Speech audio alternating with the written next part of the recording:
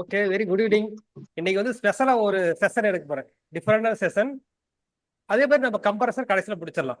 அதை ஏன்னா கம்பரஸ் வந்து பெரிய சாப்டர், அதில் வந்துட்டு டீட்டெயிலாக நம்ம வந்துட்டு அண்டர்ஸ்டாண்ட் பண்ணணும் ஒவ்வொரு கான்செப்டும் எல்லாம். இது வந்துட்டு இந்த கம்பரசர் கான்செப்ட் பற்றி எனர்ஜி ஆடிட்டருக்கு அதிகமாக கேட்டு இருப்பார் கொஸ்டின். ஸோ அதனால இந்த கம்பரசர் பற்றி இன்னைக்கு ஒரு கால்குலேஷன் போடுவோம். அப்புறம் பார்த்தா ஒரு 20 மினிட்ஸ். அதுக்கப்புறம் அடுத்த வந்துட்டு வெட்னஸ்டே வந்துட்டு நம்ம கன்டினியூ பண்ணுவோம். ஓகேங்களா? அதுக்கு முன்னாடி இம்பார்ட்டன்ட் ஒரு கான்செப்ட், சிம்பிளான கான்செப்ட் தான். எல்லாம் ரெடி தானே? கிறிஸ்மஸ் லீவ் இல்லையா? கிறிஸ்துமஸ் லீவ் வேண்டாம்னு எனக்கு தோணுது. வேணுமா கிறிஸ்துமஸ்?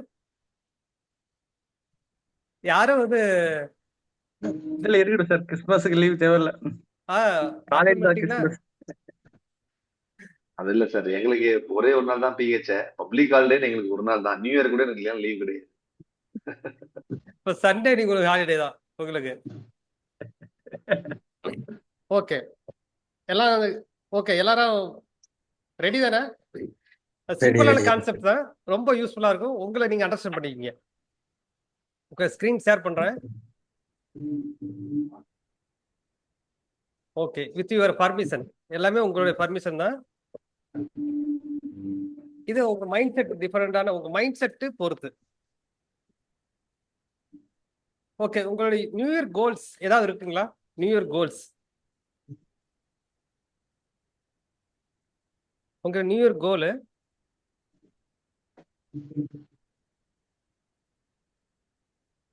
நியூ இயர் கோல் நமக்குன்னு ஒன்று இருக்கும். ஒவ்வொரு நியூ இயர் வரும்போது நம்ம ஒரு கோல் கிரியேட் பண்ணுவோம். இப்ப நீங்க இருக்கிற லெவல் வந்து பாத்தீங்கன்னா, இப்ப இங்க இருக்கிறீங்க, இப்ப நீங்க தான் இங்க இருக்கிறீங்க. இப்ப நீங்க ஒரு இடத்துக்கு போகணும், இதுதான் உங்களுடைய கோல். ஸோ நெக்ஸ்ட் வெர்சன், இந்த நெக்ஸ்ட் வெர்சன் போறதுக்கு நம்ம ஒரு டிசைட் பண்ணிருப்போம். ஸோ இது பண்ணணும் அப்படின்ட்டு அந்த அந்த இந்த பண்ணணும்னு நினைக்கும் போது அது அதுக்கு ஒத்துழைக்கூடிய என்னென்ன விஷயம் நமக்கு தெரியுங்களா? அதுக்கு தேவையான விஷயங்கள் என்ன, அடுத்துக்கு எப்படி போறது, ஸோ அதுக்கான சப்போர்ட்டிவ் ஆக்டிவிட்டிஸ் கண்டிப்பா தேவைப்படும். ஸோ அதை நம்ம டிசைட் பண்ண முடியுமா? இப்ப நீங்க இருக்கக்கூடிய நிலையில அதை கரெக்டா இந்த கோல் தான் அச்சீவ் பண்ண முடியும், இந்த கோலுக்கு தேவை அப்படிங்கிறத டிசைட் பண்ண முடியுமா? இதுல வந்து 100% என்னால பண்ண முடியுங்கிறது ஓகே டைப் பண்ணுங்க. இல்ல பண்ண முடியாது அப்படின்னா நோ அப்படின்றங்க. ஏன்னா இது உங்களுக்கு நீங்க டைப் பண்ணும் போது உங்களுடைய ஆக்டிவிட்டி தெரியும் என்னன்னு, உங்களுக்கு ஸ்டேட் ஆஃப் மைண்ட் செட் என்னன்னு தெரியும். இல்ல கொஸ்டினோட ரிப்பீட் பண்ணுங்களேன். என்ன? இப்ப நியூ இயர் கோல் இருக்கு உங்களுக்கு, ஒரு நியூ இயர் கோல் வச்சுக்கிறீங்க. இப்ப ஸ்டேட் வந்து கரண்ட் ஸ்டேட். இது இந்த கரண்ட் ஸ்டேட்ல இருந்துட்டு ஃபியூச்சருக்கு போறீங்க. இப்ப இதான் ஃபியூச்சர். இந்த ஃபியூச்சர் கோல், ஒரு கோல் அச்சீவ் பண்றீங்க அப்படின்னா, இப்போ வந்துட்டு பாத்தீங்கன்னா நீங்க வந்துட்டு ஒரு 10 சேலரி வாங்கிட்டு இருக்கீங்கன்னா ஒரு 30% இன்க்ரீஸ் பண்ணணும்னு நினைக்கிறீங்க.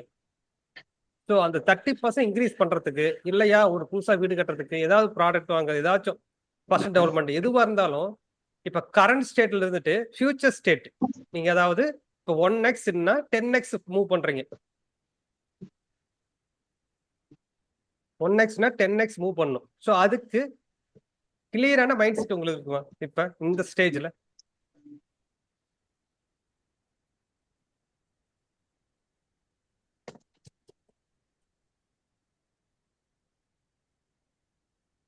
S yes yes okay.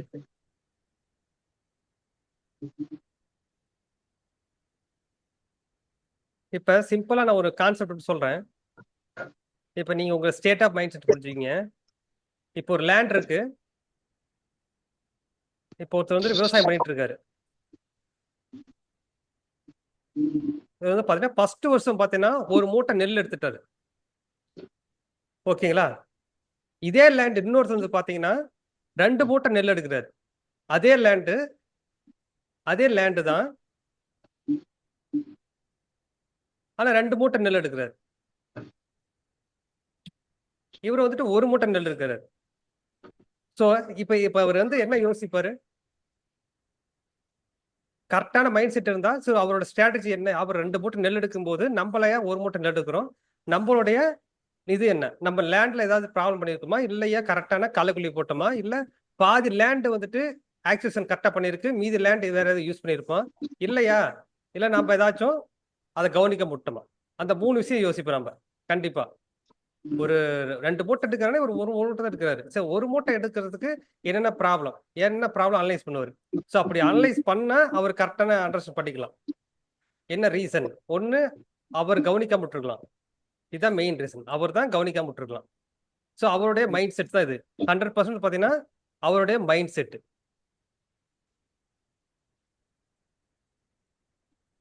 இப்ப 2 மூட்டை எடுக்கிறவரு இப்ப என்ன பண்ணுவாரு அடுத்தது? இப்ப 2 மூட்டை எடுத்துருவாரு. இந்த வருஷம் 2 மூட்டை அடுத்தது வந்துட்டு இன்க்ரீஸ் பண்ணுவாரு. ஒண்ணு இன்னொரு லேண்ட் வாங்குவாரு. இல்லையா இதே லேண்ட்ல நம்மளால என்ன பண்ண முடியும்? இன்னொரு 4 மூட்டை எடுக்க முடியுமா? சப்போஸ் இது வந்து பாத்தீங்கன்னா இந்த நெல்லு வந்து பாத்தீங்கன்னா 6 மாசத்துக்கு ஒரு தடவை எடுக்கிறோம் அப்படின்னா இவர் வேற 3 மாசத்துக்குள்ள எடுக்க முடியுமா? 3 மாசத்துல 2 மூட்டை எடுக்க முடியுமா? அந்த மாதிரி பிளான் பண்ணுவாரு. இப்போ ஒரு லேண்ட் மட்டும் இருந்துச்சுன்னா இதை பிளான் பண்ணுவாரு. ஸோ அதே கான்செப்ட் தான் இப்ப நீங்க இருக்கிற சூழ்நிலையில உங்களுடைய திறமை அப்படின்னு பாத்தீங்கன்னா நீங்க வந்துட்டு எக்ஸ்டர்னலா வச்சு நிறைய டிசைட் பண்ணுவோம். எக்ஸ்டர்னல் கான்செப்ட் நிறைய இருக்கும். ஸோ இதை வச்சு பண்ணுவோம் நிறைய அனலைஸ் பண்ணுவோம். ஆனா கரெக்டான டிசிஷன் எடுக்குமா? இதுதான் இந்த டிசிஷன் எடுத்தா இந்த கோல் அச்சீவ் பண்ண முடியும் அப்படின்னு இதுக்கு முன்னாடி ஏதாவது டிசைட் பண்ணி அச்சீவ் பண்ணிருக்கலாம். இதுக்கு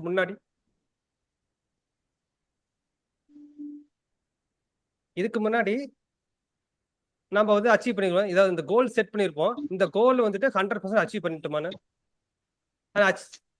அச்சீவ் பண்ணிட்டீங்க. ஓகே, அச்சீவ் பண்ணீங்க எஸ்ன்னு சொல்லுங்க.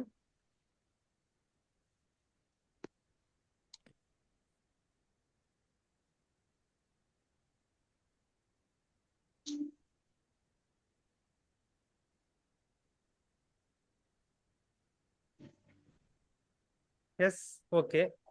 அப்போ உங்களுக்கு வந்துட்டு கிளாரிட்டி இருந்திருக்கு. ஸோ இதை பண்ணணும் அப்படிங்கிற கிளாரிட்டி இருந்திருக்கு.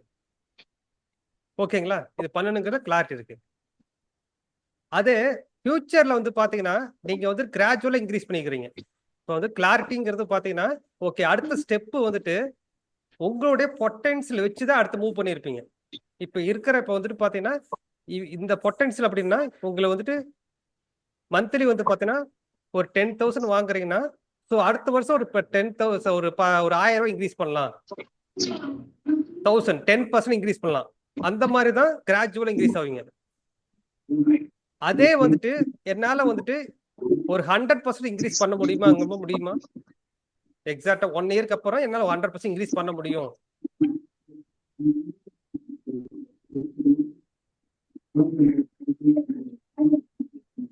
ஹண்ட்ரட் பர்சன்டேஜ் இப்போ 1 lakh வாங்கிட்டு 2 lakh வாங்கணும் நெக்ஸ்ட் இயர்ல. இல்ல சார், இல்ல இல்லைங்களா? இல்ல. ஓகே, இப்போ நம்மளோட ஸ்டேட் ஆஃப் மைண்ட் செட் என்னன்னா நம்ம மைண்ட் செட் எல்லாமே எக்ஸ்டர்னலா அனலைஸ் பண்ணும். எக்ஸ்டர்னல் அனலைஸ் பண்ணா நம்ம கூட ஒர்க் பண்ணிருப்பாங்க. ஸோ அவங்க வந்து அடுத்த வருஷம் இவ்வளவுதான் வாங்கியிருப்பாங்க. ஓகேங்களா? நீங்க வந்துட்டு இதுக்கு முன்னாடியும் பாஸ்ட்லயும் என்ன பண்ணிருப்பீங்க? கிராஜுவலா இன்க்ரீஸ் ஆயிருக்கும். போன வருஷம் வந்துட்டு பாத்தீங்கன்னா ஒரு 50,000 வாங்கிருக்கீங்கன்னா இந்த வருஷம் 60,000 வாங்குறீங்க. ஸோ அடுத்த வருஷம் நம்ம 70,000 வாங்கிடலாம். அந்த மைண்ட் செட்ல தான் போயிட்டு இருக்கும். ஸோ இந்த நீங்க அச்சீவ் பண்ற கோல் எல்லாமே எதுனா உங்களுடைய பாஸ்ட் பிலீவ் சிஸ்டம். இது பாஸ்ட் பிலீவ் சிஸ்டம் தான். நீங்க இப்ப ஒர்க் பண்ணிட்டு எல்லாமே பாஸ்டோட பிலீவ் சிஸ்டம் தான். இந்த பிலீவ் சிஸ்டம் இது வந்துட்டு ஒர்க்கிங் கண்டிஷன்ல சொல்றேன். இந்த பிலீவ் சிஸ்டம் எப்படி கிரியேட் ஆச்சுன்னா யாராலையும் சொல்ல முடியாது. இது எப்படி உருவாச்சுன்னே தெரியாது. ஏன்னா நம்ம வந்துட்டு நம்ம ஹேபிட் பக்கத்துல பார்த்து கிரியேட் பண்ணுறது. அது வந்துட்டு நம்ம சொல்ல முடியாது எப்படி கிரியேட் ஆச்சு, என்ன கிரியேட் ஆச்சு. ஏன்னா நம்ம வந்துட்டு அதுதான் ஒரு புக் ஆஃப் லா கிரியேட் பண்ணிட்டோம். ஸோ இது பண்ணா இது நல்லது. புக் ஆஃப் லா அப்படின்னாவே பிலீவ் சிஸ்டம் இதுதான். Book of law belief system. உங்களை புக் ஆஃப் லா எடுத்து பாத்தீங்கன்னா அதுல ஒவ்வொரு ஸ்ட்ரக்சரா டெய்லி ஆக்டிவிட்டி பாத்தீங்கன்னா எல்லாமே 90% பாத்தீங்கன்னா பாஸ்ட். அதாவது ஏதோ ஒரு ஹேபிட், ஏதோ உங்களுடைய ஒரு சீனியர் பர்சனோடதோ இல்லையா உங்களோட பர்சனல் ஹேபிட் உங்க அப்பாவோட தான் இருக்கும். ஒர்க் லைஃப்ல பாத்தீங்கன்னு வச்சுங்களேன், ஒர்க்ல பாத்தீங்கன்னா உங்களுடைய சீனியரா இருக்கும். பர்சனல் லைஃப்ல பாத்தீங்கன்னா 90% பாத்தீங்கன்னா நம்ம பேரண்ட்ஸ் தான். இது 90% ஆல்ரெடி ஒர்க்கிங், பக்கத்துல யாரும் ஒர்க் பண்ணிட்டு அதை பத்தி தான் இருக்கும். இதுல வந்துட்டு நீங்க அக்ரியா டிஸ்அக்ரிங்களா? 90% யார் அக்ரி யார் டிஸ்அக்ரி பண்றீங்க? பர்சனலா பார்த்தீங்கன்னா 90% பேரண்ட்ஸோட ஹேபிட்.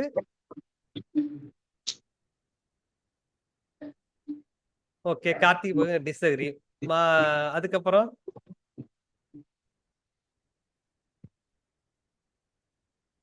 இப்ப கார்த்திக் பற்றி ஒரு அட்வான்ஸ் இருக்காரு இப்ப.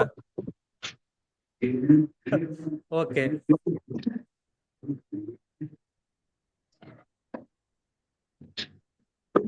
ஓகே, அடுத்த கொஸ்டின் கேக்குறேன். இன்னொன்னு வந்து பார்க்கும்போது புரியும்.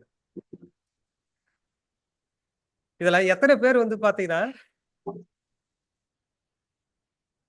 நான் இது பண்ணனா மத்தவங்களுக்கு வந்துட்டு பிடிக்காது, நான் இதை பண்ண மாட்டேன். ஃபார் அதர் ஒப்பீனியன், இதை பண்ணனா மத்தவங்களுக்கு பிடிக்காது, நான் பண்ண மாட்டேன். ஈவன் உங்க ஒய்ஃப், உங்க சன், உங்க ஃபாதர், உங்க ரிலேட்டிவ்ஸ் எல்லாம் தான். உங்களை விட்டு அடுத்ததுனாவே அவ்வளவுதான். அதுதான் ஒப்பீனியன். எஸ், அதே சேம் கான்செப்ட் தான் ஒர்க்லயும் பாத்தீங்கன்னா நாம வந்துட்டு, அதாவது நமக்கு வந்துட்டு எல்லா நாலேஜ் தெரிஞ்ச மாதிரி காமிச்சுக்கோ தெரியுங்களா. உண்மை சொன்னா நம்ம எல்லாம் தெரிஞ்சுக்கணும். அப்படி இல்லைன்னா நம்மள வந்து மட்டம் தட்டிடுவாங்க. ஓகே, நம்மள ஏத்துக்க மாட்டாங்க அப்படின்னு நிறைய ஹேபிட் இருக்குல்ல உங்களுக்கு. நம்ம தெரிஞ்ச மாதிரி காமிக்கணும். இல்ல அப்படி சொல்ல முடியாது. ஆனா அவங்களோட ஒப்பீனியன்ஸை கன்சிடர் பண்ணி நான் வேலை பண்ணது கிடையாது. இன்னொன்னு, அவங்களுக்கு பிடிக்காது அப்படின்ற மாதிரி நான் யோசிச்செல்லாம் பண்ண மாட்டேன். அது வீட்லயும் இருந்தாலும் சரி, அப்பாவா இருந்தாலும் சரி, அம்மா சரி.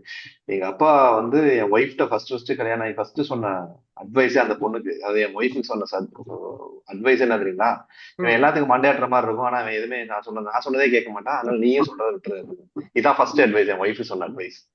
சரிங்களா, எல்லாத்துக்கும் தலையாட்டுவான், ஆனா அவன் என்ன நினைக்கணும் அதான் செய்வான், அதனால நீயும் அதை எடுத்துக்க ரெடி ஆயிக்க அப்படின்னா. இதான் என்னோட ஒய்ஃபுக்கு சொன்ன ஃபர்ஸ்ட் அட்வைஸ். ஓகே, ஆனா ரிமைனிங் மத்தவங்களை பாத்தீங்கன்னா நம்ம அதாவது நானே இப்போ ஓப்பனா உடனே சொல்லலாம், நான் ஏதாவது பண்றேன்னா எங்க அம்மா உடனே ஏன் இது பண்றேன்னு கேட்பாங்க. உடனே இல்ல நீ அதை நானே கேட்டேனே ஒரு கன்சர்ன் இல்ல, ஒரு கன்சர்ன்ல ஒர்க் பண்ணிட்டு இருந்தாலும், அதுவும் ஃபீல்ட ஒர்க் பண்ணிட்டு இருந்தாலும், ஃபுல் டைமா இதை எடுத்து பண்ணணுன்றதுக்கு ஒரு பெரிய கட்ஸ் வேணும். சரிங்களா, அப்படின்றப்போ அதுவும் இல்லாம நீங்க இருந்த இது பேக்ரவுண்ட் என்னன்றது எனக்கு தெரியும். நான் அவர்கிட்ட கேட்டேன். ஸோ டெஸ்டிங் அண்ட் கமிஷன் இருந்தீங்க. ஸோ அதை விட்டுட்டு டோட்டலா ஒரு மென்டர்ஷிப்புக்கு வந்து இதையே வந்து ஒரு ப்ரொஃபைல கன்வெர்ட் பண்றதுன்றதுக்கு உண்மையாவே பெரிய தைரியம் வேணும். அது நான் அந்த தைரியம் பண்ணுவேன்னா பண்ண மாட்டேன். இப்ப உண்மையாவே உங்களை பார்த்தா ஒரு தைரியம் வருது, இந்த வேலையை விட்டுட்டு பேசாம ஆடிட்டிங்க்கு போயிடலாம் அப்படின்னு. அது வந்துட்டு அது எப்படி அடுத்து பாட்டு சொல்ற பாருங்க, அது சொல்லும் போது ஈஸியா புரிஞ்சிடும். இப்ப இந்த கான்செப்ட் என்னன்னா, நம்ம வந்துட்டு ஒரு விஷயம் செய்யறனாவே அடுத்த ஒப்பீனியன், அடுத்து என்ன நினைப்பாங்க. இப்ப நான் ஒரு பண்ணு வச்சுங்களேன், ஸ்டார்டிங்ல ஒய்ஃப் எனக்கு சொல்லிட்டு தான் இருப்பாங்க, ஏன் இதை பண்றேன் எதை பண்றேன்னு. ஆட்டோமேட்டிக்கா நான் வந்து அதை வந்துட்டு அவங்க ஒப்பீனியன் கன்சிடர் பண்றதே இல்லை, விட்டுட்டேன். அதுக்கப்புறம் சொல்றது விட்டுட்டாங்க, அவ்வளவுதான். எங்க அம்மா வந்துட்டு அதேதான், எங்க அம்மாவும் இதே சொல்லிட்டு இருந்தாங்க. எங்க அம்மா ஒப்பீனியன் பேச்ச கேட்காது, அப்படி விட்டு சைலண்டா விட்டுட்டேன். அதுக்கப்புறம் எங்க அம்மாவும் கண்டுக்கிறது கிடையாது. அப்ப என்ன அர்த்தம்னா, அந்த டைம்ல வந்துட்டு நம்மளுடைய ஃப்ரீக்வன்சி இன்க்ரீஸ் ஆயிடுச்சு. ஸோ அவங்கள ஒமிட் பண்ணிட்டோம். அப்படியே வந்துட்டு நம்ம எப்போ ஒபே பண்ணிட்டோம்னா அவங்க மைண்ட் செட்லயே தான் இருப்போம். நம்ம எப்போ வந்துட்டு அவங்க பேச்ச கேட்காம அடுத்தது போகும்போது நம்ம ஃப்ரீக்வன்சி இன்க்ரீஸ் ஆயிரும். ஸோ நம்ம ஃப்ரீக்வன்சி யாரு இருக்குன்னா அவங்க அட்டென்ட் ஆகும். ஸோ இப்ப என்னன்னா, நம்ம இருக்கிற இடம் அப்படின்னா நீங்க இந்த அளவுக்கு ஃப்ரீக்வன்சி, இப்போ வந்துட்டு உங்க லெவல் வந்து பாத்தீங்கன்னா இதான் ஃப்ரீக்வன்சி லெவல், F1 வச்சுக்கிட்டீங்கன்னா இதுதான். இப்ப நீங்க இருக்கிற இந்த அட்ராக்ஷன் இருக்கிறது எல்லாமே பாத்தீங்கன்னா, நீங்க சப்போஸ் வந்துட்டு மத்தவங்க ஒப்பீனியனுக்காக ஒர்க் பண்றீங்க, மத்தவங்க ஒப்பீனியனுக்காக ஒர்க் பண்றத விட மத்தவங்க யாராவது சொல்லிடுவாங்களோன்னு பயப்படுறது இல்லையா, நம்ம ஏதாவது புதுசா பண்ணா ஏதாவது சொல்லுவாங்க, இவர் இது பண்ணிட்டு இருக்கான். அதே மாதிரி பாத்தீங்கன்னா மத்தவங்க நல்லது மாதிரி, மத்தவங்க நம்மளை பத்தி நல்லபடி சொல்லணும். ஸோ அந்த மாதிரி ஒப்பீனியன்ல நம்ம இருக்கிறோம்னா அதே ஒப்பீனியன் இருக்கிற ஆளை தான் நம்ம வந்துட்டு கேட்ச் பண்ணுவோம். இப்ப நம்ம ஒரு சேலரி வாங்குறோம் அப்படின்னா நம்ம ஈக்குவல் சேலரியோட தான் மிங்கிள் ஆகும். அதை விட ஹையஸ்ட் சேலரி வாங்கிட்டு யாரும் மிங்கிள் ஆக மாட்டோம். ஏன்னா நம்ம அக்செப்ட் பண்ணிக்க மாட்டோம், அந்த சுச்சுவேஷன், அந்த சூழ்நிலையை நம்ம அக்செப்ட் பண்ணிக்கிறோம்.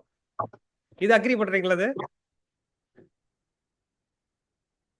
நிச்சயமா, அது கண்டிப்பா அது கண்டிப்பா.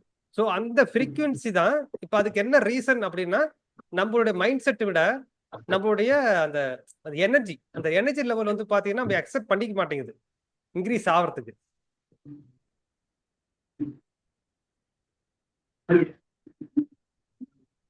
ஸோ நம்மளோட எனர்ஜி லெவல் அதுல வெரி இம்பார்ட்டன்ட். இப்போ எனர்ஜி அப்படிங்கும் போது எனர்ஜியோட லா என்னது உங்களுக்கு தெரியுங்களா? எனர்ஜியோட லா, energy law of energy. We cannot create force அந்த மாதிரி எனர்ஜி. நமக்கு We நம்ம cannot வந்துட்டு destroy energy. எனர்ஜியை கிரியேட் பண்ண முடியாது, எனர்ஜியை டெஸ்ட்ராய் பண்ணவும் முடியாது. அப்ப எனர்ஜிங்கிறது ஒண்ணுன்னு வச்சுக்கலாம். இப்ப என்னுடைய யூ ஈக்குவல் டு மீ, அவ்வளவுதான். இப்ப என்னுடைய எனர்ஜி தான் நீங்க இருப்பீங்க. கரெக்டா அக்செப்ட் பண்ணிக்கிறீங்களா? என்னுடைய எனர்ஜி என்ன எனர்ஜியோ அதே எனர்ஜி நீங்க இருப்பீங்க. ஏன்னா என்னுடைய எனர்ஜி லெவல் தான் ஒவ்வொருத்தர் அட்ராக்ட் ஆவாங்க. என்னுடைய ரிஃப்ளெக்ஷன் தான் உங்களோட ரிஃப்ளெக்ஷன், உங்களோட ரிஃப்ளெக்ஷன் தான் என்னோட ரிஃப்ளெக்ஷன். சப்போஸ் உங்க ரிஃப்ளெக்ஷன் அதிகமாயிருச்சு வச்சுங்க, உங்க எனர்ஜி அதிகமாயிருச்சுன்னு வச்சுங்களேன், அதாச்சும் அதை ஏத்துக்கூடிய தன்மை ஆச்சுன்னா நான் டிஃபரன்ஸ் இதாகி போயிடுவேன். ஸோ நம்ம என்ன பண்ணணும், என்னோட எனர்ஜி இன்க்ரீஸ் ஆகும்போது தான் அதை அட்ராக்ட் பண்ண முடியும். ஸோ நீங்க அந்த அளவுக்கு இன்க்ரீஸ் ஆவீங்க. ஸோ இந்த எனர்ஜி வந்துட்டு அதாவது அழிக்கவும் முடியாது, உருவாக்க முடியாது. நம்மளோட எனர்ஜியை மற்றவங்களுக்கு டிரான்ஸ்ஃபர் பண்ண முடியும். அது வந்துட்டு பாத்தீங்கன்னா நம்ம வந்துட்டு எப்படின்னா நம்ம கனெக்ட் ஆகி நம்ம டிரான்ஸ்ஃபர் பண்ணிடணும். நம்ம பிசிக்கல்ல ஒரு எனர்ஜி இருக்கும். நம்ம ஒர்க் பண்ணும்போது நம்ம ஒர்க்ல நம்ம பாடியில ஒரு எனர்ஜி இருக்கும். அந்த எனர்ஜி எங்கெங்க ஸ்டோர் ஆகுன்னா, ஒன்னு பாடி, இன்னொன்னு பாத்தீங்கன்னா மைண்ட். பாடி மைண்ட் இது வந்துட்டு எனர்ஜி வந்துட்டு ஸ்டோர் ஆயிருக்கும். எனர்ஜி ஸ்டோர் ஆயிரும். இந்த எனர்ஜி எப்ப லாஸ் ஆகும்? இப்போ சப்போஸ் யாரோ பாடி ஒர்க் பண்றாங்கன்னா எனர்ஜி லாஸ் ஆகும். அது எனர்ஜி ஆட்டோமேட்டிக் லாஸ் ஆகும். அதே நீங்க வந்து கிரியேட்டிவிட்டி ஒர்க் பண்றீங்க அப்படின்னா அதுவும் லாஸ் ஆகும், எனர்ஜி லாஸ் ஆகும். இதுல யாரு வந்து டிப்ரெஷன் போர்டு அதிகமா போவாங்க?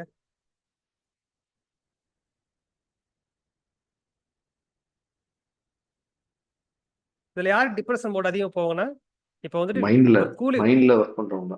இப்ப கூலி வேலை செய்யறாங்க அப்படின்னா அவங்க பாடி வந்துட்டு அக்செப்ட் பண்ணிக்கும். ஸோ இந்த வேலை தான் செய்ய போறோம் அப்படின்ட்டு ஃபுல் அண்ட் ஃபுல்லா மைண்ட் ஆட்டோமேட்டிக்கா பாடியை அக்செப்ட் பண்ணிது. ஓகே, பாடி இதை தான் பண்ணுது, நாம மைண்ட் ஒத்து ஒழிக்கணும் அப்படின்ட்டு அது வந்துட்டு நிதாகி போயிடும். அப்ப என்ன ஆகும், அவங்களுக்கு வந்துட்டு ஃபுல் டே ஒர்க் பண்ணுவாங்க, நைட் வந்து நிம்மதியா தூங்கிடுவாங்க. ஆனா இந்த மைண்ட் மட்டும் ஒர்க்கு, மைண்ட் அலோன் டிசிஷன் வந்துட்டு பர்ஃபெக்டா எடுக்காது. மைண்ட் அலோன் டிசிஷன் வந்து பாத்தீங்கன்னா கரெக்டா எடுக்காது. ஏன் எடுக்காதுன்னு ஏதாவது ரீசன் இருக்குங்களா? மைண்ட் ஏன் மைண்டா ஒரு டிசிஷன் எடுக்க முடியல, கரெக்டான ஒரு டிசிஷன்? ஏன் அதுக்கு ஏன் ரெஸ்ட் தேவைப்படுதுங்கிறாங்க, எனர்ஜி வந்துட்டு நிறைய வச்சுக்கணுங்கிறாங்க. நம்ம இதில் தான் நான் வந்துட்டு நம்ம ஒர்க்கிங் ப்ரொஃபஷனல் அது பிசிக்கல் ஆக்டிவிட்டி இல்லாம போது இதில் நம்ம லாக் ஆகிக்கிறோம். இதில் தான் நம்ம வந்துட்டு லாக் ஆகி போயிடும்.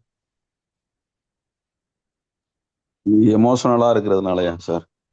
ஆமாங்க சார், அதுக்கு 100% தான் நம்ம எமோஷனல் தான் அது. இப்போ நம்ம ஒரு ஒர்க் பண்ணிட்டு இருக்கிறோம் அப்படின்னா கிரியேட்டிவிட்டி சின்ன ஒரு டிஸ்டர்ப் ஆயிடுச்சுன்னா ஆட்டோமேட்டிக்காக நமக்கு வந்துட்டு அடுத்த நிமிஷம் ஏங்கர் ஆகிடும், கோவம் வந்துடும்.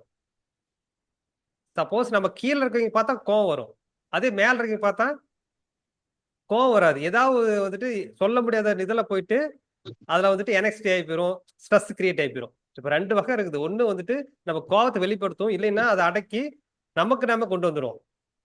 அது எங்க ஸ்டோர் ஆகும்? அதில் இருக்கிற எல்லாமே நம்ம எமோஷனல் எல்லாமே பார்த்தீங்கன்னா எங்க ஸ்டோர் ஆகும்?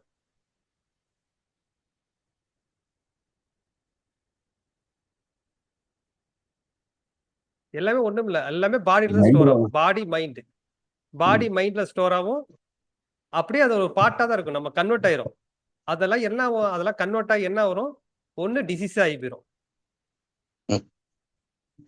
அப்படியே கன்வெர்ட் ஆகலாம், நாள் பட நமக்கு வந்து ஆட்டோமேட்டிக்கா அது டிசிஷன் ஆகி போயிடும். ஸோ நம்ம மைண்டு வந்துட்டு பர்ஃபெக்டா டிசிஷன் எடுக்குன்னா அதுக்கு மெயின் இம்பார்ட்டன்ட் பிசிக்கல் ஆக்டிவிட்டி வேணும்.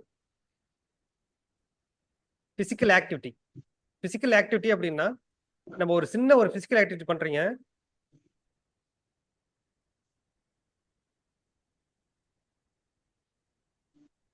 இப்ப நார்மல் எக்ஸசைஸ் பண்றீங்க, டெய்லி எக்ஸசைஸ் பண்ணுவீங்களா யாராச்சும்?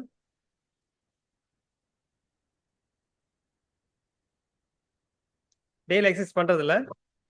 ஸோ பண்றீங்க, அப்ப எப்படி உங்களுக்கு எந்த மாதிரி ஹேபிட் கிரியேட் ஆகுது ஹேம்நாத்? சுறுசுறுப்பா இருக்கும் சார். சுறுசுறுப்பு எவ்வளவு நேரத்துக்கு இருப்பீங்க?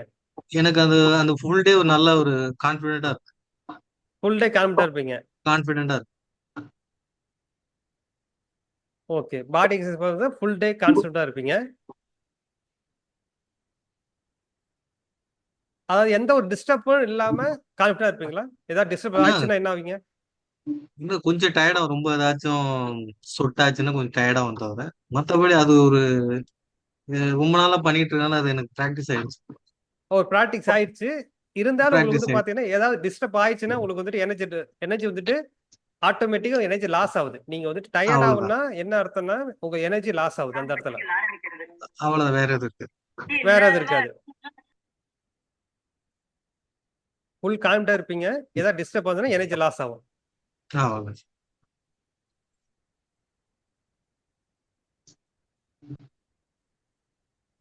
இப்ப இந்த எனர்ஜி லாஸ் ஆகுது தெரியுங்களா? இப்ப எனர்ஜி எதனால லாஸ் ஆகுது தெரியுங்களா உங்களுக்கு? மேபி ஒண்ணுமில்ல. கொஞ்சம் அதுக்கு ஒண்ணுமில்ல. இதுதான் ஃபார்முலா. இப்போ ஒர்க் பண்றீங்க, ஒரு எமோஷன் கிரியேட் ஆகுது. இதுதான் ரிசல்ட். இதுதான் ரிசல்ட் உங்களுக்கு. இப்போ ஒர்க் பண்ணிட்டு இருக்கிறீங்க. இதுதான் ஒர்க் உங்களுக்கு. இதுதான் ஒர்க். இப்ப வந்துட்டு எமோஷனல். எப்ப வந்துட்டு பாத்தீங்கன்னா நீங்க பாடியில எக்ஸசைஸ் பண்றீங்க. இந்த எக்ஸசைஸ் பண்ணும்போது உங்களுக்கு வந்துட்டு ஒரு ஹாப்பி மூமெண்ட் கிரியேட் ஆகுது, ஒரு பூஸ்ட். ஓகே. அந்த பாடி ஆக்டிவிட்டினா இதுல எமோஷன் இப்போ ஒரு கிரியேட் ஆகுது அப்படின்னா இது வந்து பாத்தீங்கன்னா பாசிட்டிவ்னு சொல்லுவோம். பாசிட்டிவ் எமோஷன் கிரியேட் ஆகுது உங்களுக்கு. ஸோ பாசிட்டிவ் எமோஷன் எதனால கிரியேட் ஆகுதுன்னா நீங்க சிம்பிளா ஒரு எக்ஸசைஸ் பண்றீங்க, ஒரு பாடி வந்துட்டு மூவ்மெண்ட் பண்றீங்க அப்படின்னா உங்களுடைய இது கிரியேட் பண்றதுக்கு முக்கியமான காரணம் நம்மளுடைய பாடியில் இருக்கிற டெஸ்ட்ரோன் சொல்லுவாங்க. டெஸ்ட்ரோன் கேள்விப்பட்டிருக்கீங்களா? டெஸ்ட்ரோன் அது வந்து பாத்தீங்கன்னா எவ்வளவு அது வந்து 20% இன்க்ரீஸ் ஆகுது. அதாவது ஒரு பவர் போஸோ இல்லையா ஒரு கான்ஃபிடன்டான போஸ் இல்லையா ஒரு எக்ஸசைஸ் ஒரு பாடி வந்து ஸ்ட்ரெயிட்டா வச்சுக்கிறது, அதாவது ஒரு கையும் காலையும் வந்துட்டு இருக்குமா பண்ணும் போது உங்களுக்கு வந்து பாத்தீங்கன்னா 20% டெஸ்டோன் இன்க்ரீஸ் ஆகுது. ஸ்ட்ரெஸ் ஹார்மோன் கேள்விப்பட்டிருப்பீங்க, கார்டிசோல். கார்டிசோல் வந்து பாத்தீங்கன்னா உங்களுக்கு 25% வந்துட்டு டிகிரீஸ் ஆகுது. அதே மாதிரி உங்க ரிஸ்க் டாலரன்ஸ் பாத்தீங்கன்னா 33% வந்து பாத்தீங்கன்னா இன்க்ரீஸ் ஆகுது. அதாவது நீங்க வந்துட்டு ஒர்க் பண்றீங்க, உங்களோட டெய்லி ஹேபிட் ஒர்க் தான். இப்ப நீங்க உங்க எமோஷன் ஆட் ஆகுது, அந்த இடத்துல பாசிட்டிவ் எமோஷன் கிரியேட் ஆகுது. அப்ப அதுக்கு கிரியேட் ஆக மிக முக்கியமான காரணம் உங்களோட பிசிக்கல் ஆக்டிவிட்டி. இந்த பிசிக்கல் ஆக்டிவிட்டி இந்த ஹேபிட் கிரியேட் பண்ணுது. இதனால வந்து பாத்தீங்கன்னா உங்களுக்கு ரிசல்ட் கிரியேட் ஆகுது. ஆனா இதே வந்துட்டு கான்ஸ்டன்டா இருக்குமானா இருக்காது. ஏதாவது டிஸ்டர்ப் ஆச்சு அப்படின்னா உங்க ஆட்டோமேட்டிக்கா வந்து பாத்தீங்கன்னா உங்களுக்கு எனர்ஜி லாஸ் ஆகிடும். அப்ப என்ன அர்த்தம்? உங்களுக்கு டெஸ்டோன் குறைஞ்சிருந்த அர்த்தம், உங்களுக்கு ரிஸ்க் டாலரன்ஸ் குறைந்த அர்த்தம். அந்த கார்டிசோல் இருக்குல்ல, ஸ்ட்ரெஸ் கிரியேட் பண்ண அது ஸ்ட்ரெஸ் ஹார்மோன் சொல்லுவோம், அது இன்க்ரீஸ் ஆயிடும். அது ஸ்ட்ரெஸ் ஹார்மோன் வந்துட்டு இன்க்ரீஸ் ஆகுது. இந்த ஸ்ட்ரெஸ் ஹார்மோன் வந்துட்டு உங்களுக்கு ஆட்டோமேட்டிக் இன்க்ரீஸ் ஆயிடும். ஸோ இதெல்லாம் வந்துட்டு நம்ம வந்துட்டு எப்படி அந்த ஹேண்டில் பண்றது, அது வெரி இம்பார்ட்டன்ட். இப்போ நீங்க ஒரு கோல் செட் பண்றீங்க அப்படின்னா இந்த லெவல்ல நம்ம செக் பண்ணணும் இன்டர்னலா. இதெல்லாம் வந்து இன்டர்னல் அசைன்மெண்ட். இதெல்லாம் இன்டர்னல். இதெல்லாம் வந்துட்டு இன்டர்னல் நம்ம அசைன்மெண்ட் செக் பண்ணும்போது தெரியும். ஸோ நம்மளுடைய பாடி வந்துட்டு நான் பிசிக்கல் ஆக்டிவ் பண்ணிட்டேன், இருந்தாலும் வந்துட்டு ஏதாவது ஒரு டிஸ்டர்ப் ஆச்சுன்னா ஆட்டோமேட்டிக் குறையுது. ஸோ அந்த குறையதுக்கு என்ன ரீசன் அப்படின்னா நம்மளுடைய பிலீவ் சிஸ்டம் தான். நம்மளுடைய பிலீவ் சிஸ்டம் மட்டும்தான் அதுக்கு. இந்த பிலீவ் சிஸ்டம் எப்படி கிரியேட் ஆச்சுன்னு தெரியுமா உங்களுக்கு? ஒண்ணுமே நீங்க ஒர்க் பண்ணிட்டு இருப்பீங்க, ஒருத்தர் நீங்களும் சீனியர் யாரும் ஒர்க் பண்ணிருப்பாங்க. சீனியர் வந்துட்டு நல்லா சுறுசுறுப்பா ஒர்க் பண்ணிட்டு இருப்பாரு, ஏதாவது சில டிஸ்டர்ப் ஆச்சுன்னா உடனே உங்ககிட்ட கோவப்படுவாரு. அதே ஹேபிட் தான் உங்களுக்கு வந்திருக்கும். இது வந்து ஒத்துக்கிறீங்களா? 100% எல்லா விஷயமே அதேதான். உங்களுடைய பேரண்ட்ஸ் நீங்க என்ன ஹேபிட்டோ, நான் என்ன பழக்கம் பண்ணி வச்சிருக்கணும் அது எங்க அப்பா கிரியேட் பண்ணதான். அதுக்கப்புறம் நான் எப்படி அடாப்ட் பண்றதா என்னுடைய வேலை. அதை அவாய்ட் பண்ணிட்டு எனக்கான எனர்ஜி இன்க்ரீஸ் பண்ணா அதுக்கு தகுந்த மாதிரி ஆளை கரெக்டா கேட்ச் பண்ணிட்டு என்னுடைய எனர்ஜி இன்க்ரீஸ் பண்ணணும் அப்படிங்கும் போது அவரோட ரிஃப்ளெக்ஸ் தான் என்னுடைய ரிஃப்ளெக்ஷன். இதுல கான்செப்ட் என்னன்னா எனர்ஜி. இப்ப நீங்க உங்களுடைய மைண்ட் செட் விட உங்க எனர்ஜி லெவல் எவ்வளவு இருக்குன்னு தான் பார்க்கணும்.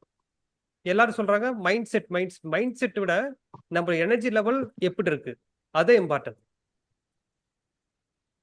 நீங்க எனர்ஜி லெவல் இன்க்ரீஸ் பண்ணாவே ஆட்டோமேட்டிக்கா உங்களுக்கு டெஸ்டோன் இன்க்ரீஸ் ஆயிரும், கார்டிசோல் டிக்ரீஸ் ஆயிரும், ரிஸ்க் டாலரன்ஸ் இன்க்ரீஸ் ரிஸ்க் ஆயிரும், டாலரன்ஸ் எல்லாம் இன்க்ரீஸ் ஆயிரும். அப்பனா உங்க எனர்ஜி லெவல் குறையுது. இப்போ உங்க எனர்ஜி தான் மெயின் மேட்டர். ஸோ எனர்ஜி வந்துட்டு அழிக்க முடியாது, ஆக்க முடியாது தெரிஞ்சு போச்சு. அப்ப எனர்ஜி லெவல் குறையுது அப்படின்னா அந்த எனர்ஜி வேற எங்க போகுது? இங்க போயிடுச்சு, வேற ஒண்ணும் கிடையாது. இது இன்க்ரீஸ் பண்றதுக்கு போயிடுச்சு. புரியுதுங்களா? ஆட்டோமேட்டிக்கா அதோட வேலையை காமிச்சிடும். ஆக மொத்தம் நீங்க எங்க யூஸ் பண்ண சொல்ல தேவை கிடையாது. ஆட்டோமேட்டிக்கா இது இங்க போயிடுச்சு. அதுக்கு மெயின் ரீசன் இந்த எமோஷன். இப்ப என்ன எமோஷன் என்ன வச்சு உங்களுக்கு நெகட்டிவ் எமோஷன் ஆயிடுச்சு. நெகட்டிவ் எமோஷன்னா ஏங்கர் வந்துடும், ஏங்கரி. அப்படி இல்லைன்னா ஸ்ட்ரெஸ். ஸ்ட்ரெஸ்னா என்ன அர்த்தம்? நம்மளோட வாய் தோணு சொல்ல முடியல, வேற ஒண்ணும் இல்லை, அது ஸ்ட்ரெஸ் வந்துடும். இது வந்துட்டு டெய்லி ஹேபிட்டா பண்ணும்போது வந்துன்னா டெய்லி பண்ணும்போது அதே ஹேபிட் கிரியேட் ஆயிரும். அதே சில டைம் வந்து பாத்தீங்கன்னா கரெக்டா அந்த பர்டிகுலர் டைம்ல நடக்கும். எத்தனை பேர் வந்துட்டு பார்த்திருப்பீங்க? கரெக்டா இந்த டைம்ல சில டைம் வந்து கோவப்படுவாருப்பா, எதுக்குன்னு தெரியாது. எப்படி நம்ம டீ குடிக்க போறோம் தெரியுங்களா? அந்த மாதிரி. ஆனா நம்மளோட மைண்ட் அந்த அளவுக்கு அக்யூரேட்டா ஒர்க் பண்ணும்.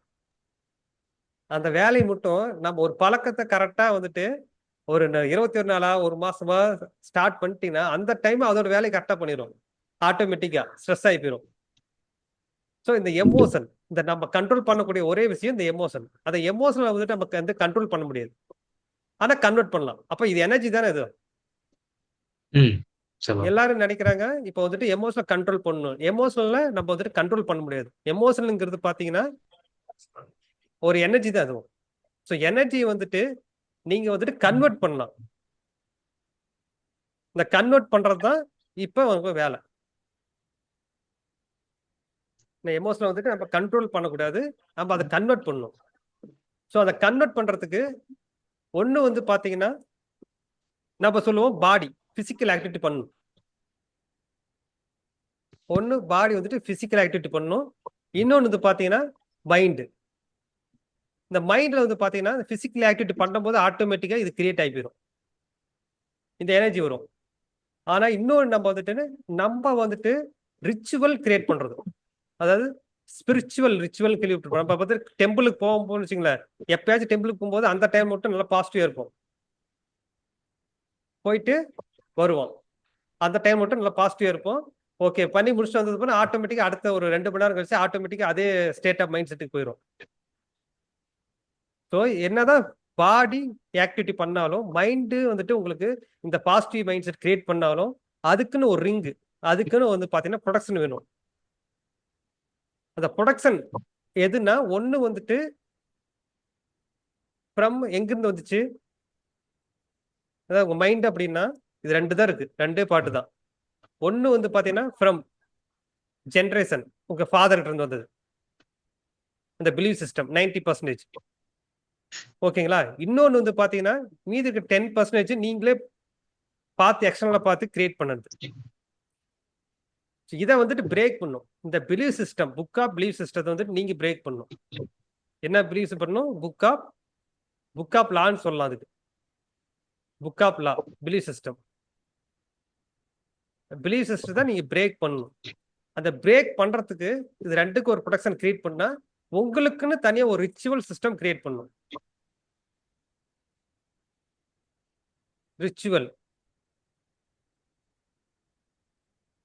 ரிச்சுவல்னா ஒரு 5 மினிட்ஸ் ஒரு 10 மினிட்ஸ் வந்து பாத்தீங்கன்னா அதுக்குன்னு டைம் ஸ்பெண்ட் பண்ணி அந்த மைண்டு பாடியை நீங்க செய்யக்கூடிய எக்ஸசைஸை அதை வந்து ஹோல்ட் பண்ணக்கூடிய ஒரு விஷயம் தான். ஒரு உங்களுக்கான ஒரு 5 மினிட்ஸ் ரிலாக்ஸேஷன் எடுத்துட்டு நம்ம இது பண்ணணும், இப்படி பண்ணணும் அப்படிங்கிற ஒரு ஸ்ட்ரக்சரா டெய்லி நீங்க வந்துட்டு ஒரு நோட் புக்கை எழுதி வச்சுட்டு டெய்லி ப்ரிப்பேர் பண்ணும்போது ஆட்டோமேட்டிக்கா அது ஆட்டோமேட்டிக்கா உங்களுக்கு வந்துட்டே இருக்கும். நம்ம எப்படி டெய்லி கிளாஸ் ஸ்டார்ட் பண்ணும்போது எப்படி நம்ம ஸ்டார்ட் பண்ணி ஐடென்டி சேஞ்ச் பண்றோம், இதை பண்ணும் அதை பண்ணுங்கும் போது உங்க மைண்ட் அதுக்கு வந்து ஆட்டோமேட்டிக்கா செட் ஆகி போயிருது. அதுக்கப்புறம் எதுவும் சேஞ்ச் ஆகுது. அதே மாதிரிதான் இது 2யும் பாடி மைண்ட்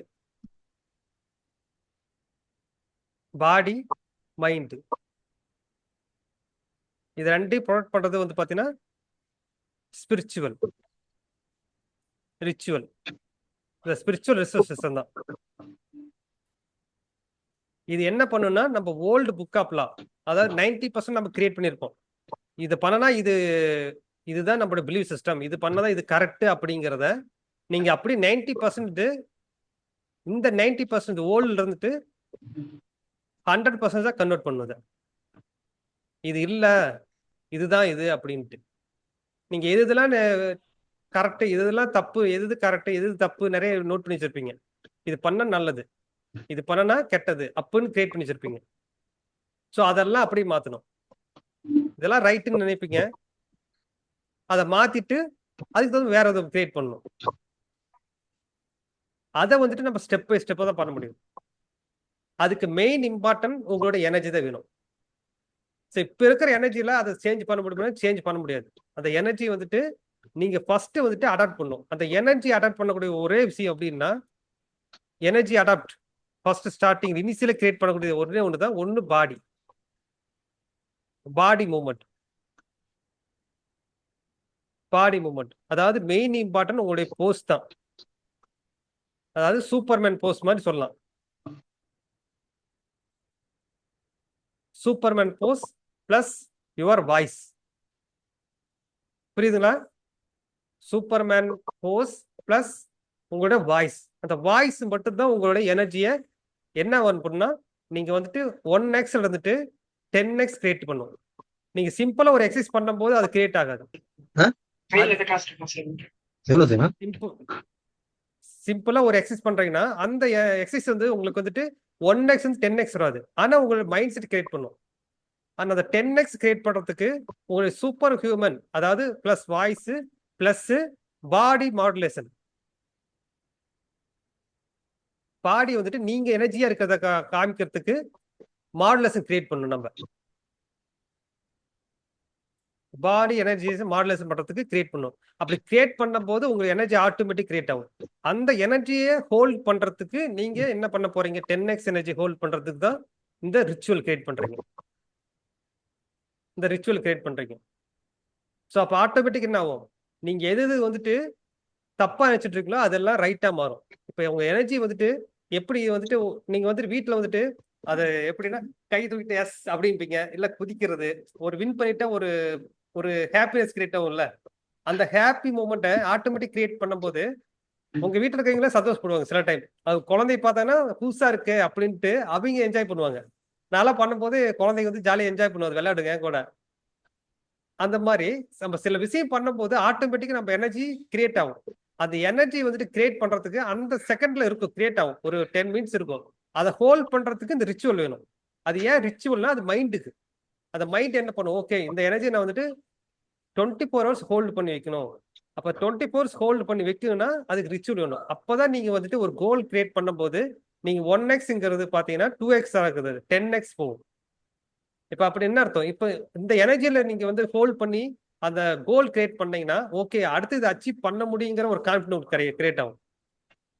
ஸோ அதுக்கு மெயின் இம்பார்ட்டன்ட் இந்த ஸ்ட்ரக்சர் தான் இது வேணும். உங்களுடைய போஸ் ஓகே, ஒரு போஸ் வந்துட்டு ஸ்ட்ரைட் பண்ணணும், வேற ஒன்றும் கிடையாது. அதுக்கப்புறம் ஒரு ஹாப்பி மூமெண்ட் கிரியேட் பண்ணும். அதாவது உங்களை நீங்க வந்துட்டு வாய்ஸ் கிரியேட் பண்ணும்.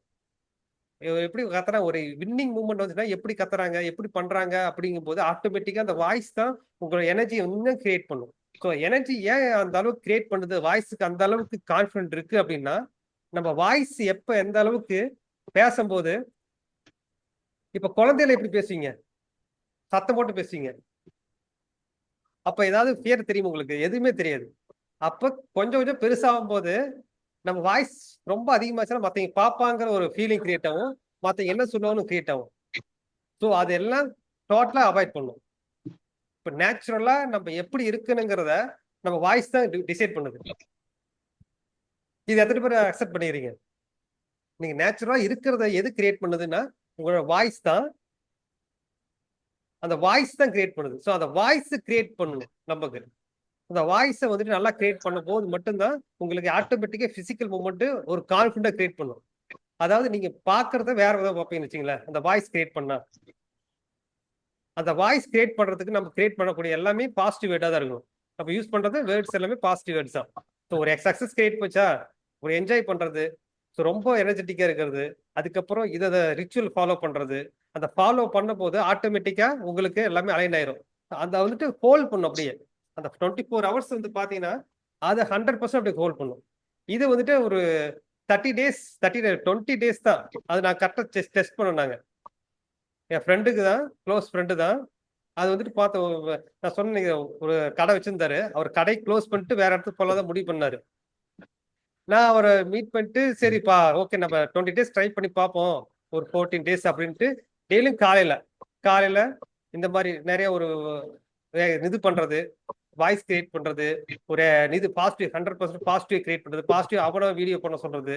ஸோ நான் பண்ணும்போது ஆட்டோமேட்டிக் என்னாச்சுன்னா, அதாவது அவர் வந்துட்டு பாத்தீங்கன்னா இதை க்ளோஸ் பண்ணிட்டு இன்னொரு இடத்துல ஓப்பன் பண்ணலாம் இருந்தாரு. அந்த ஓப்பன் பண்ண கடை அவர் விட்டே போயிடுச்சு. அதை ஓப்பன் பண்ணக்கூடிய பிளான் பண்ணியிருந்தா அது வந்து அவர் விட்டே போயிடுச்சு அப்படி ஆட்டோமேட்டிக்கா. ஏன்னா அது செட் ஆகாது. அது அப்ப இன்வெஸ்ட் பண்ணக்கூடிய காசு வந்துட்டு பாத்தீங்கன்னா பாதியே குறைஞ்சு இதே கடையில இருக்கிற பழைய கடையிலேயே போட்டு இன்வெஸ்ட் பண்ணி அதை எக்ஸ்பெண்ட் பண்ணிட்டாரு. ஸோ அப்போ வந்துட்டு ஃபர்ஸ்ட் வந்துட்டு கொஞ்சம் லாஸ்ட்ல போனது வந்து பாத்தீங்கன்னா 50% ரெவன்யூ இன்க்ரீஸ் ஆச்சு. ஸோ அதுக்கு என்ன சொன்னோம்னா, உன்னோட எனர்ஜி மட்டும் தான் மாத்தணும், வேற எதுவும் மாத்த தேவையில்ல. அந்த எனர்ஜி மாத்தும் போது அந்த எனர்ஜி வந்துட்டு ஒரு கஸ்டமர் அட்ராக்ட் ஆகும். உன்னோட எனர்ஜி பொறுத்து தான் அந்த கஸ்டமர் வருவாங்க. அதாவது கஸ்டமர் சூஸ் பண்றதுன்னா, ஸோ இந்த கடைக்கு போனா இவங்க இப்படி பேசினா இப்படி கிடைக்கும் அப்படின்னு நினைக்கிறத விட, ஸோ இந்த கடைக்கு போனா சூப்பரா இருக்கும் அப்படின்னு நினைப்பாங்க.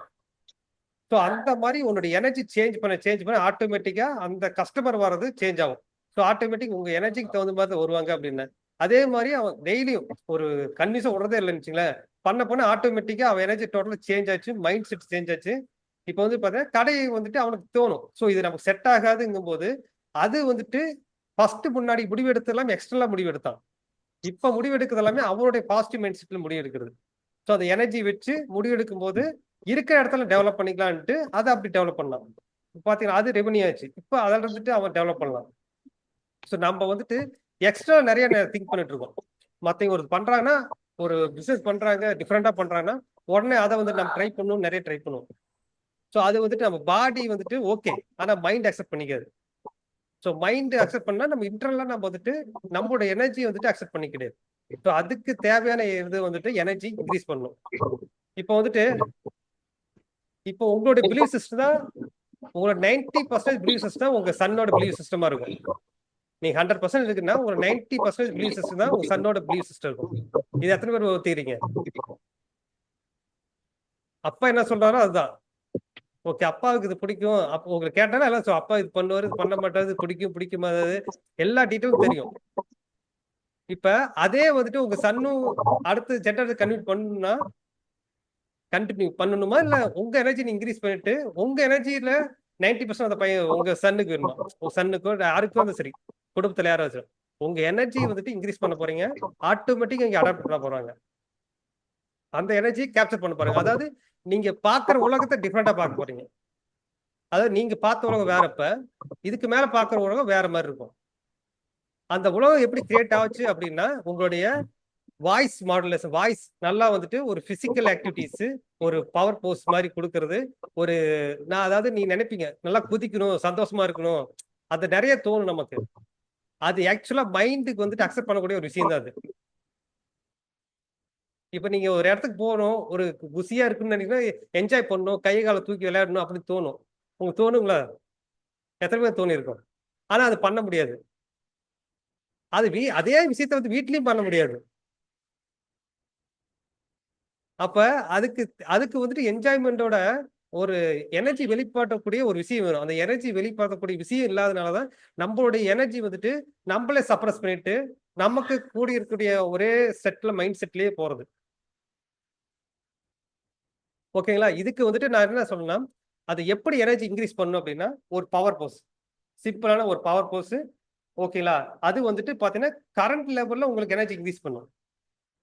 Power pose plus voice modulation. உங்க வாய்ஸ் மாடுலேஷன் பண்ணி ஒரு பிசிக்கல் ஆக்டிவிட்டி பண்றது. அதாவது அதுக்கு வந்து எக்ஸசைஸ் பண்ணணும் கூட அவசியம் கிடையாது. இதை பண்ணாவே ஆட்டோமேட்டிக்கா நீங்க ஆட்டோமேட்டிக் பண்ணுவீங்க எக்ஸசைஸ். Plus EFT. அது இஎஃப்டிங்கிறது எமோஷனல் ஃப்ரீடம் டிரான்ஸ்மிஷன் டெக்னிக். அதாவது எமோஷனல் ஃப்ரீடம் டெக்னிக்னா பாஸ்ட்ல ஒரு எமோஷனல் கிரியேட் ஆகும், அதை வந்துட்டு ரிலீஸ் பண்றது. இது ரெண்டும் பண்ணும்போது டோட்டலா கரண்ட் பிளஸ் பாஸ்ட் ரிலீஸ் பண்ணும்போது ஆட்டோமேட்டிக் அந்த எனர்ஜி வரும். நீங்க அதுக்கப்புறம் உங்க வேலையை பண்ணலாம். இது வந்து பாத்தீங்கன்னா நம்ம கன்வியூஸா வந்து பாத்தீங்கன்னா 10 days பண்ண போறோம் கண்டினியூஸா மார்னிங் வந்து 10 days பண்ண போறோம். ஸோ இது எத்தனை பேர் அட்டன் பண்றீங்க? இது 100% ஃப்ரீ தான், 10 days மாலையில.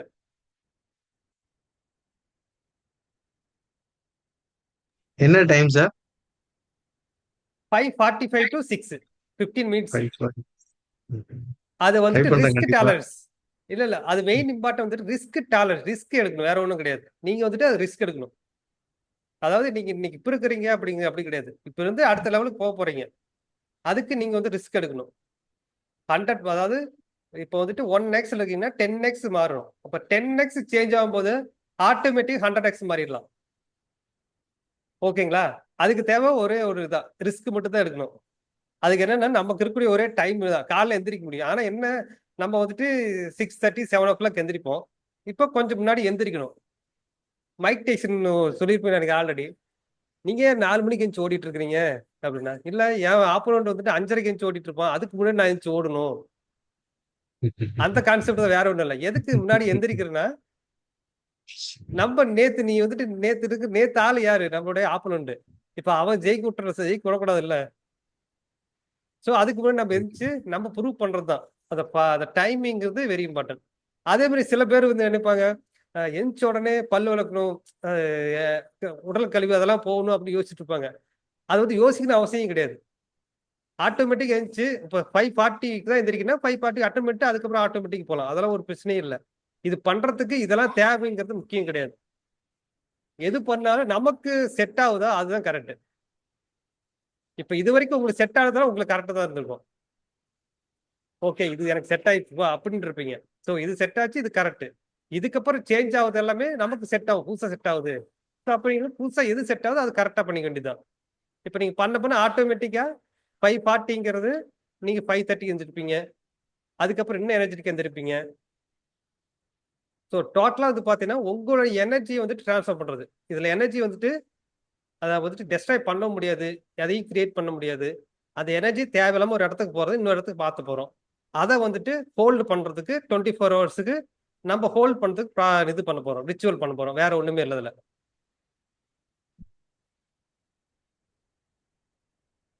ஓகே. ஓ மாலை. ஓகே, யாரு? Malini sir. Yes. Okay. Hemnath. Okay okay. SMK Selva. Karthikeyan, அவர் வந்து கனடாவில் இருக்காரு.